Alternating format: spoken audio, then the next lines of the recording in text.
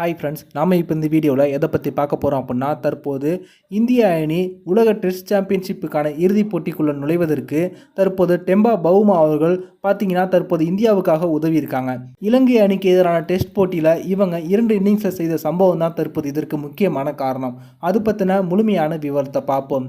India மற்றும் New Zealand அணிகளுக்கு இடையே இந்தியாவுடைய சொந்த மண்ணில் நடைபெற்ற 3 போட்டிகள் கொண்ட டெஸ்ட் தொடரை 3-0 அப்படின்ற நிலைமையில் நியூசிலாந்து கைப்பற்றுறாங்க. இது இந்திய அணிக்கு பார்த்தீங்கன்னா மிகப்பெரிய அடியாக விழுந்துச்சு. இதனால் புள்ளிப்பட்டியலில் முதலிடத்தில் இருந்த இந்திய அணியே உலக டெஸ்ட் சாம்பியன்ஷிப்புக்கான இறுதிப் போட்டிக்குள்ள நுழைவது கேள்விக்குறியாகி இருக்கு.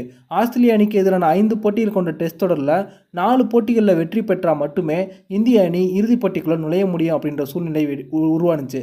இந்த நிலைமையில் முதல் போட்டியில் இந்திய அணி மெகா வெற்றியை பெற்றிருக்காங்க. இதனால் தற்போது வரைக்கும் இந்திய அணி புள்ளிப்பட்டியலில் முதலிடத்தில் இருக்காங்க. 2வது இடத்துல ஆஸ்திரேலிய அணி, 3வது இடத்துல இலங்கை அணியும் இருக்காங்க. 4வது இடத்துல தென்னாப்பிரிக்கா அணி இருக்காங்க.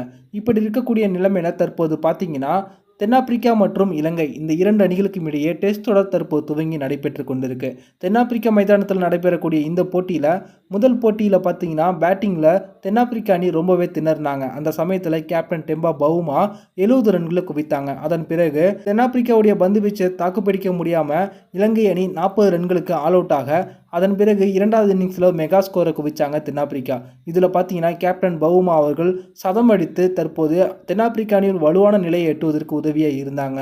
அதன் பிறகு தற்போது பேட்டிங் ஆடிக்கொண்டிருக்கக்கூடிய இலங்கை அணி தற்போது திணறிக் கொண்டு இருக்காங்க. இவங்க பார்த்தீங்கன்னா 500க்கும் அதிகமான டார்கெட்டை தற்போது துரத்தி கொண்டு 5 விக்கெட்டுகளை இழந்து தடுமாறி கொண்டு இருக்காங்க. இந்த போட்டியில் கண்டிப்பாக தென்னாப்பிரிக்கா அணி ஈஸியாக வெற்றி பெற்றுருவாங்க. இதன் மூலமாக பார்த்தீங்கன்னா இலங்கை அணியினுடைய புள்ளி இந்த புள்ளிப்பட்டியலில் ரொம்பவே குறையும். அதே போல் இதன் மூலமாக இந்தியா மற்றும் இலங்கை அணிக்கு இடையே இருக்கக்கூடிய இடைவெளியானது அதிகரிக்கும். இந்த டெஸ்ட் தொடரில் இந்திய அணி ஒரு சில போட்டிகளில் தோல்வியை தழுவினாலுமே கூட இலங்கை அணியால் இந்திய அணிக்கிட்ட பாயிண்ட் கிட்ட நெருங்க முடியாது. அதே போல் தற்போது தென்னாப்பிரிக்கா அணி இந்த தொடரில் வெற்றி பெற்றாலுமே கூட தென்னாப்பிரிக்காவுக்கும் இந்திய அணிக்கும் இடையே இருக்கக்கூடிய புள்ளி வித்தியாசம் ரொம்பவே அதிகமாக இருக்குது. இதனால் இவங்க இறுதிப் போட்டிக்குள்ள நுழைவதற்கான வாய்ப்பு குறைவு. இதன் காரணங்களால் தற்போது டெம்பா பவுமா அவர்களுடைய பேட்டிங் மூலமாக இலங்கை அணியை வீழ்த்தி அவங்க இந்தியா இறுதிப் போட்டிக்குள்ள நுழைவதற்கு ஒரு வழிவகை செஞ்சுருக்காங்க அப்படின்னே சொல்லலாம். இருந்தாலும் இலங்கை அணிக்கு அடுத்தடுத்து 2 டெஸ்ட் தொடர்கள் இருக்குது. ஒன்று ஆஸ்திரேலியா அணி கூட இருக்குது. இந்த தொடரில் அவங்க அதிரடியாக விளையாடி வெற்றியை குவிக்கும் பட்சத்தில் அவங்களும் இந்திய அணியுடைய புள்ளிப்பட்டியல் கிட்ட நெருங்குவதற்கு வாய்ப்பு அதிகமாக இருக்குது. இதன் காரணத்தினால தற்போது அவங்கள நம்பாமல் இந்திய அணி அடுத்தடுத்து நடக்க இருக்கின்ற டெஸ்ட் போட்டிகளில் ஆஸ்திரேலிய அணிக்கு எதிராக வெற்றி பெற்றாங்க அப்படின்னா அது பார்த்திங்கன்னா யாரையும் நம்பாமல் ரொம்பவே கெத்தாக அவங்க உலக டெஸ்ட் சாம்பியன்ஷிப்புக்கான இறுதிப் போட்டிக்குள்ளே அடுத்த வருடம் விளையாட முடியும்.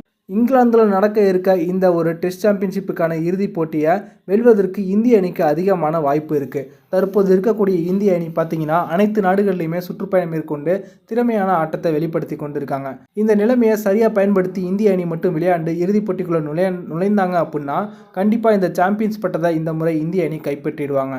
இதனால் ஆஸ்திரேலிய அணிக்கு எதிராக இந்திய அணி விளையாடக்கூடிய மீதம் இருக்கக்கூடிய 4 டெஸ்ட் போட்டிகளும் தற்போது பரபரப்பை ஏற்படுத்தி எதிர்பார்ப்பையும் எகிர வச்சிருக்கு அப்படின்னே சொல்லலாம். தற்போது கேப்டன் ரோஹித் சர்மா அவர்கள் இந்திய அணி கூட இணைந்து இருக்காங்க. இது இந்திய அணிக்கு பலம் சேர்க்கும் அப்படின்னு பல பேர் சொல்லி கொண்டிருக்காங்க.